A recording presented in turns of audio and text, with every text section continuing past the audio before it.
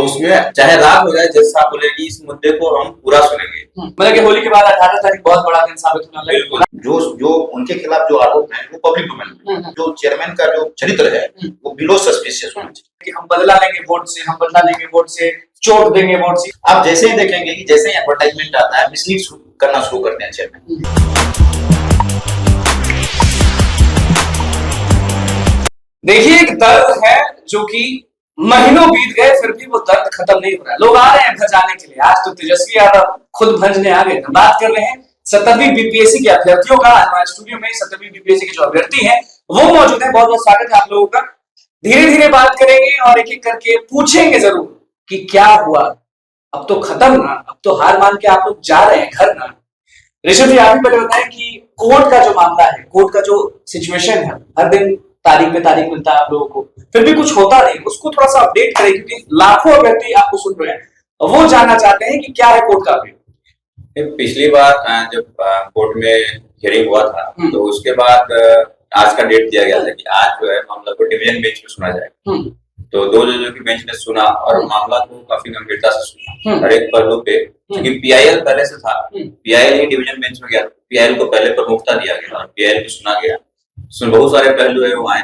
Writ वाला मामला जो है उसको आज नहीं सुना गया। तो जज साहब ने बोला कि अगला डेट दिया उन्होंने 18 तारीख का, होली के बाद। लाइव देख रहे थे चीज या किसी से सुना? नहीं, बिल्कुल हम लोग सुन भी रहे थे उसको। ठीक है, तो वो 18 तारीख को उन्होंने डेट दिया है। उस दिन चाहे वो रात हो जाए, ठीक है, 28 तारीख 18 तारीख होली के बाद जब कोर्ट खुलेगा तो उसमें चाहे रात हो जाए, जज साहब बोलेगी इस मुद्दे को हम पूरा सुनेंगे और बीच में कोई ऑर्डर पास नहीं करेंगे, उसको फाइनल ही करेंगे। मतलब कि होली के बाद 18 तारीख बहुत बड़ा दिन साबित होने वाला है। रात के 1 बज जाएंगे तो भी जज साहब तो भी वो मामला सुनते रहेंगे और उसमें फैसला देंगे। आज जो सुनवाई हुई उसमें सबसे बड़ा पॉइंट जो होता है, हेवी पॉइंट जो होता है स्टूडेंट्स के हित में, वो क्या था?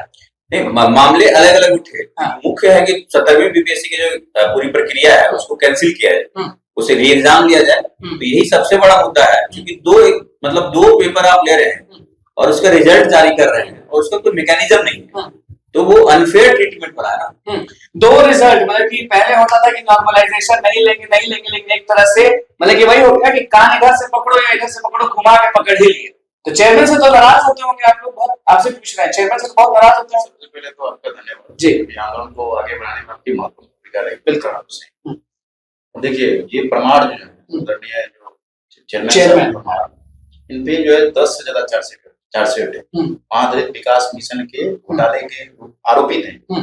अभी जो है अगला हियरिंग अप्रैल में होना है, अप्रैल 2025 में होना है। और बताइए कि 2012 से स्टिल इन्वेस्टिगेशन ही है। मतलब देखिए इनकी पकड़ कितनी मजबूत है बिहार के। तो सोच समझ के बोलिएगा क्योंकि कुछ भी हो सकता है। नहीं, मजबूत है।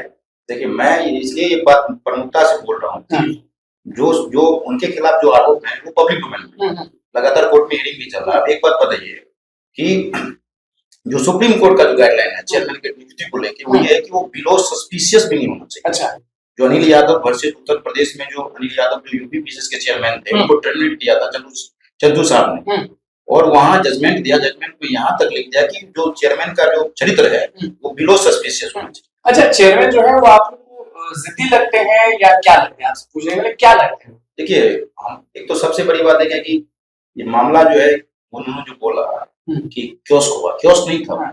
डीएम साहब का रिपोर्ट है कि 292 जो है आपका ये तो 292 रहना चाहिए, जो टोटल पैकेट है 267 पहुंचा वहां पे, कम पहुंचा। तो उनकी रिपोर्ट को भी आप देखेंगे, जो 13 तारीख को जो मीटिंग होती है, शाम में जब मीडिया ब्रीफ होता है, तो बोलते हैं कि हम डीएम की रिपोर्ट को मानते ही नहीं। मतलब वो तो छोड़िए, वो अपने ही प्रशासनिक जो जिन्होंने दिखाया वो तो गए ना, मनीष जी की बात हम कर रहे हैं। मनीष नाम है ना? हाँ, मनीष जी तो आ गए हैं, बाहर वापस आ गए हैं, जमानत पे हैं वो। और उनका डिबार का भी हम लोग चैलेंज रीड के माध्यम से कर रहे हैं कोर्ट में। कहने का आशय ये है कि मान चलिए इस तरह के जब आप चेयरमैन ही आरोपित है और वो लगातार जो है निर्णय लेगा, तो वो दूषित निर्णय ही लेगा, कुछ ना कुछ ऐसा निर्णय लेगा जिससे उन लोगों को लाभ पहुंचे, जिसके लिए ये सारा का सारा षड्यंत्र रचा है। और मैं इसलिए अब देखिए, बिहार में जो लोअर ब्यूरोक्रेसी जो चुन के आता है, एसडीएम आते हैं, डीएसपी आता है, वीडियो जो भी लोग आ रहे हैं, यही लोग बिहार के सोशल डेवलपमेंट को आगे 30-40 सालों में जो है बूस्ट करेंगे, बिहार के सामाजिक आर्थिक विकास को बढ़ाएंगे। और एक आप भी युवा हैं, बताइए कि वो लोग अगर करप्ट तरीके से आएंगे, अवैध रूप से आएंगे, 50 लाख करोड़ दे के आएंगे, तो फिर चाहेंगे उसी को वसूलना चाहेंगे। तो पूरा का पूरा क्या होगा कि आपको बिहार शक है ये सब चीज की कुछ ना कुछ क्या पूरी गड़बड़ी है इस पूरे में? पूरे बिहार के समाज में ये है कि 1000 करोड़ का घोटाला हो गया। राहुल गांधी जी बोल रहे हैं, मतलब पूरा छात्र समुदाय बोल रहा है, पूरा बिहार का ही समाज बोल रहा है। और एक बात मैं इसलिए जोड़ दे रहा हूँ कि अगर मान चलिए अच्छे लोग नहीं आएंगे नियुक्त होंगे बिहार प्रशासनिक मशीनरी में, तो जो 30-40 सालों का जो डेवलपमेंट वो क्रैश कर जाएगा, वो डिस्ट्रॉय हो जाएगा पूरा। आप पर हम आते हैं, बिल्कुल आते हैं। हमारे साथ देखिए जो सैल्यूट बॉय है वो हमारे साथ मौजूद है। आज तो आप खुश होंगे, तेजस्वी यादव आगे नेता प्रतिपक्ष हैं, उप मुख्यमंत्री भी रह चुके हैं, आवाज उठाते हैं।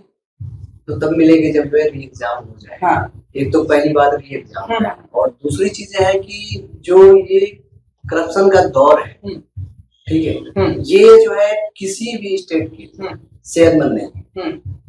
और करप्शन आप लोग जैसे कि इन्होंने भी बोला करप्शन कैसे बोल सकते हैं कि कुछ मालूम है आप लोग को इसलिए बोल रहे थे कि करप्ट है? करप्शन का मामला क्या है कि जब स्टेक होल्डर, जो भी स्टेक होल्डर होते हैं, अगर उनके अकॉर्डिंग अगर कोई प्रोसेस नहीं होता है तो डेफिनेट करप्शन। लाठी कितना खाया? लाठी तो आप देखिए कितना खाए, तो आपके सामने है, सबके सामने है। लाठी को खाया? लाठी खाना, देखिए लाठी खाना ये कोई हल थोड़ी है। नेता आते हैं, भजा जाते हैं अपने आप को, फिर आप लोग देखिए सब आए, ऐसा थोड़ी है, वो हमारे प्रतिनिधि है, चाहे वो पक्ष हो या विपक्ष हो, सभी आएंगे, ठीक है। सदन में क्यों लोग डर रहे हैं? आपका बात तो कहाँ डर रहे हैं? कौन उठा रहा है? सभी लोग तो उठा रहे हैं, सब लोग उठा रहे हैं। जो नेता प्रतिपक्ष हैं, तेजस्वी जी ने, उन्होंने उठाया ही, ठीक है, लेफ्ट ने उठाया ही, कांग्रेस ने उठाया ही। अब क्या चाह रहे हैं? सत्ता पक्ष उठाया, जो करना ही नहीं चाह रहे हैं, करना नहीं चाह रहे। तो आप लोग हमेशा आप तीनों से सवाल कर रहे हैं, एक एक जवाब जरूर दीजिएगा। आप लोग ये बार बार जो बोलते रहते हैं कि हम बदला लेंगे वोट से, हम बदला लेंगे वोट से, चोट देंगे वोट से, हमेशा आप लोग का नारा भी रहा है। तो नीतीश कुमार हो या फिर सरकार में बैठे हुए लोगों के दिमाग में ये चीज क्यों नहीं जा रहा है कि इतना बड़ा मास है और इनके फैमिली मेंबर्स भी हैं, हम लोग को 2025 इलेक्शन में घाटा हो सकता है, फिर भी कुछ एक्शन नहीं है? हम तो देखिए, हम लोग शुरू से ये सब नहीं बोल रहे थे, लेकिन तो मजबूर किया गया हम लोगों को मजबूर किया गया, क्योंकि हम तो पहले ही चाह रहे थे कि मामला का समाधान हो जाए, सत्ता पक्ष हमारी सुध ले और मामले को जल्दी से जल्दी निपटारा हो जाए, क्योंकि मामला जो वो गैर बराबरी का है, दो पेपर को अनइक्वल ट्रीट कर रहे हैं वो। आप लोग तो ये भी बोलते हैं कि जो दूसरी बार परीक्षा हुआ 22 केंद्रों पर, उसमें आप लोग का कहना है कि पासिंग परसेंटेज जो है वो ज्यादा है। बिल्कुल, रिजल्ट में दिख रहा है। जो बीपीएससी ने जिस तरह से रिजल्ट जारी किया है, उसमें साफ दिख रहा है कि 13 दिसंबर और 4 जनवरी का जो रिजल्ट है, 13 तारीख वाले में 6.3% बच्चे पास हैं, और जो 4 जनवरी का पेपर हुआ, दोबारा जो एग्जाम हुआ, उसमें लगभग 20% लोग पास हो गए हैं। 3.5 गुना रिजल्ट तो वही हो गया है। ये खेल है कि क्या है? या तेज होंगे ना लोग, तेज होंगे। देखिए ये पूरा का पूरा खेल है, तेज होंगे 22 केंद्र वाले। नहीं, ये पूरा का पूरा खेल है, इसीलिए 22 दिन का हमको समय मिल गया, कोई सरप्राइजिंग एलिमेंट नहीं रहा। और एक बात देखिएगा, आप थोड़ा कंप्यूटर EFGH जी, ठीक है, वही फिर आगे कंटिन्यू किया HIJ के जी। और जो लगातार वो लोग बोल रहे थे कि हम 10 सेट रखेंगे, 10 सेट रखेंगे, ये लोग पहले से मान चलिए वही सेट पहले से रखा हुआ है। अब बताइए क्या पता वो सीट कहाँ पहुंचा। एक ये बात है, आप जैसे ही देखेंगे कि जैसे ही एडवर्टाइजमेंट आता है, मिसलीड करना शुरू करते हैं चेयरमैन, विज्ञापन आता नहीं कि मिसलीड करना शुरू बोलते हैं कि यूपीएससी लेवल क्वेश्चन रखेंगे। क्या यूपीएससी लेवल क्वेश्चन था? आप बताएं। 50 से 60% क्वेश्चन जो अभी यूपीएससी लेवल के हैं। अरे हम लोग भी यूपीएससी दिए हैं, तो आप लोग भी तो हंस भी रहे थे, आपको याद होगा कि वो हंस रहे थे कि कहाँ गए जो बोल रहे थे कि पेपर बहुत इजी है, पेपर बहुत इजी है, नेगेटिव मार्किंग आया आप लोगों को। वो जो डाटा है वो डिलीटेड डाटा है, आइसोलेटेड डाटा है। हमारी समस्या है कि आप बोल रहे हैं इजी है, ठीक है, मान लेते हैं कोई साइकिल चलाना जानता है, कोई प्लेन भी चलाना जानता है, और वो जो है साइकिल चलाना जानता तो है, बट वो छोड़ चुका है, कुछ समय हो गया उसको छोड़े हुए, ठीक है, और अचानक उसको साइकिल दे दी। या आप ही देखते हैं मोटरसाइकिल चलाते हैं आप, और नई मोटरसाइकिल नहीं बोल रहा हूँ, अगर नई मोटरसाइकिल कोई अलग आ जाता है जो जिसको डेली यूज नहीं करते हैं, ठीक है, अगर अलग आ जाता है तो उसको भी चलाने में 1-2 मिनट का समय लगता है, ठीक है, तो यहाँ लॉन्ग प्रोसेस है, तो इसमें जो है उसमें एडजस्ट होने में उसी 2 घंटे में होना है, उसी 2 घंटे में 150 क्वेश्चन देना है। जब माइंड जो है तो बस आप थोड़ी सब लोग बताना चाहता हूँ कि देखिए निगेटिव मार्किंग पहली बार नहीं हुआ, जब जैसे ही मान के चलिए निगेटिव पैटर्न आएगा तब से निगेटिव मार्किंग होना शुरू होगा, और उनको पता होना चाहिए परमार जी को कि जो है निगेटिव पहली बार में हुआ, उसमें भी निगेटिव गया है, उसमें भी 10,000 से ज्यादा लोग निगेटिव में जाते हैं। ये बोलना ही अपने आप में विसंगति है पूरा का पूरा।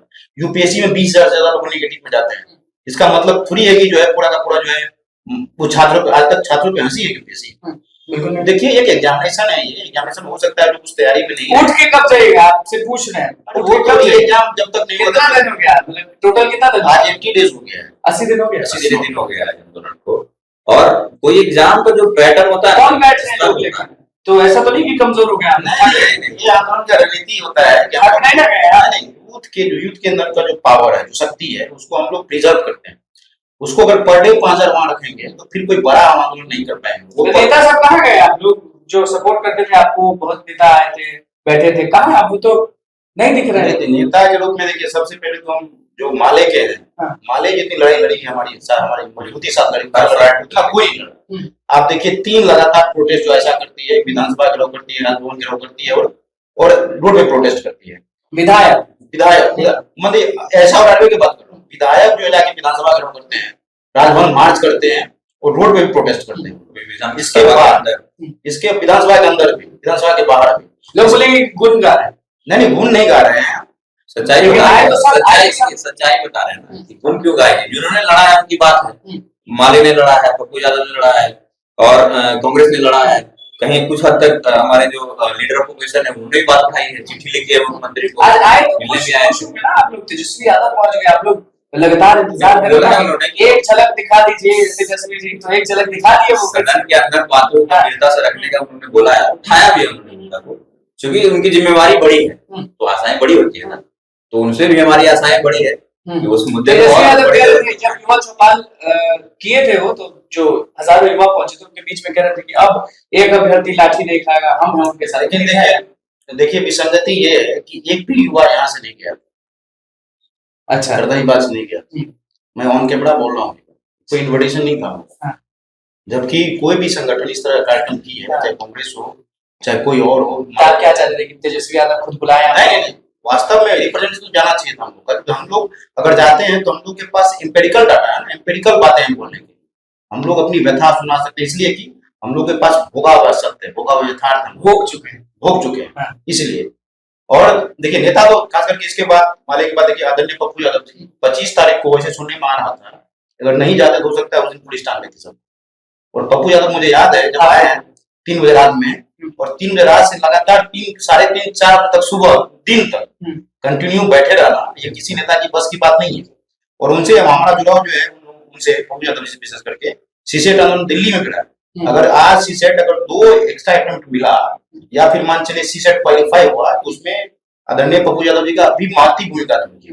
जो रंजिता रंजन मैम है उनकी महत्वपूर्ण भूमिका रही। रंजिता रंजन मैम उस समय जो है रघुन साहू थे, शरद यादव, बहुत सारे लोग जो है एकदम पूरे पार्लियामेंट को बंद कर दिए थे। आगे की रणनीति बताया, आपसे पूछते हैं कि आगे की रणनीति क्या दिमाग में चल रहा है? और सही से दिमाग में चल रहा है। 80 दिन हो गया है, माँ बाप पूछते हैं कि घर कब आओगे बेटा? 80 दिन हो गए या और दिन लगे, और दिन में तो फिर वेस्ट हो गया, फिर काम कमा ऐसा समाप्त। थोड़ी है। अगर ये चीजें अगर सोच रहे हैं कोई कि मेंस हो जाएगा और ये चीजें हो जाएगा, आपने सुना होगा ट्रेनिंग के बाद भी होता है। तो जर्नी के बाद कैंसिल करवा दीजिएगा। कहने का तात्पर्य आपने बोला ना 80 दिन हो गया मेंस हो जाएगा, तो ये चीजें जो चीजें गलत है उसको सही करना है। उसमें जितना समय लगेगा, समय वो लगा रहे हैं, वो जान करके अगर जो है नहीं कर पा रहे हैं, अपने आप को बैक कर रहे हैं वो कि नहीं मैं ही सही हूँ। 18 तारीख को क्या कम से कम स्टार्टिंग से आप देखिए, स्टार्टिंग से ही आप देखिए कि स्टेक होल्डर को उन्होंने बिल्कुल इग्नोर कर दिया। जो भी स्टेक होल्डर है, स्टेक होल्डर कौन है? स्टूडेंट ही तो है, ठीक है, उनको बिल्कुल इग्नोर किया उन्होंने। चाहे जिनको भी लिया उनसे कोई मतलब नहीं है, उन्होंने किनको प्रधानता दी, मुख्यता से लिया, उनसे कोई मतलब नहीं है। और जहां तक बात है 80 दिन की, अभी हमारा जो है केस चल रहा है हाईकोर्ट में, तो माननीय न्यायालय सर्वोच्च है, ठीक है, उनसे ऊपर अभी कोई नहीं है, वही देंगे, ठीक है। तो हमारी पक्षों को पहले सुनेंगे, हमारे पक्ष को सुनेंगे, जब 18 तारीख को सुनेंगे उसके बाद उन्होंने बोला है कि जो भी होगा वो फाइनल होगा।